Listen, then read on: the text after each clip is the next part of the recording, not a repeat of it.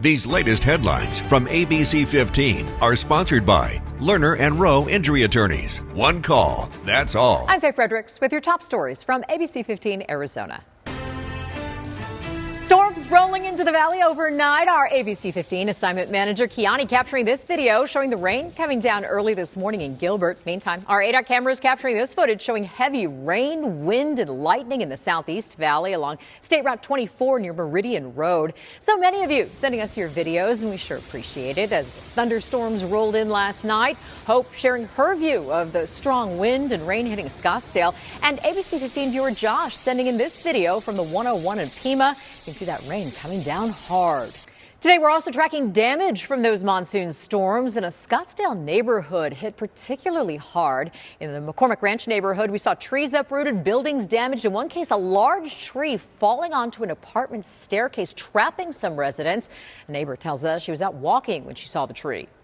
I didn't know what was going on until I left the apartment and saw all the branches and the trees and all the damage. And then I looked to the side and I saw my neighbor. She was trapped in her apartment. A big tree just fell and blocked her entrance in the staircase. And I was able to call the rescue to get help for her. She was talking to us through her window, and thankfully she was rescued last night. 16 people were evacuated from the building. They are now back home once the structural integrity was confirmed. Officials tell us it was the biggest call they had last night. No injuries reported. New today, Maricopa County updating its official data on heat-related deaths in the valley. Total number of confirmed deaths surging to 66 this week. That breaks down to 36 deaths caused directly by heat and 30 others where heat was a factor. Nearly 450 other deaths are under investigation. Fire last night burning multiple palm trees near 83rd Avenue and Broadway. Maricopa County Sheriff's Office says deputies were called to the area around 9 and fire crews were able to put the flames out. No injuries reported. Sheriff's Office says it does not appear suspicious. DPS investigating a possible road rage incident on I-10 near the 101 interchange in the West Valley. Our photographer on scene seeing a car with bullet holes. No injuries reported, but a suspect has not been found. Troopers not yet releasing a vehicle description. We're working to learn more after 2 men were shot inside a Scottsdale grocery store yesterday evening. Police say an argument inside an Albertsons at Scottsdale Road and Thomas turned violent with the 2 men shooting each other. Right now, both are in critical condition. Police tell us the investigation is still ongoing.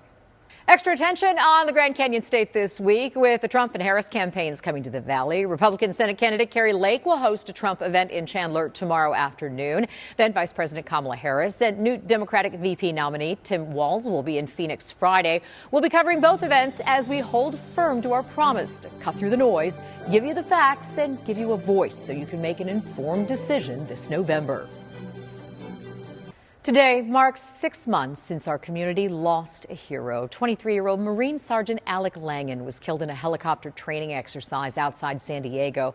Langan died along with 4 other Marines. His family now sitting down with our Christine Stanwood, reflecting on their grief and how they're working every day to honor their son's legacy. You know, the hardest thing right now is the memories that pop up on social media, because there was a before Alec and there's an after Alec. And that's really hard to know that there's not going to be any more phone calls to say happy birthday or Merry Christmas. Ahead at 6, Christine shares how the Langan Family nonprofit is helping other families who lost loved ones in the military. I'm Chief Meteorologist Amber Sellens. Tracking your forecast as our chance for monsoon storms continues. Another break from the 110s tomorrow, too.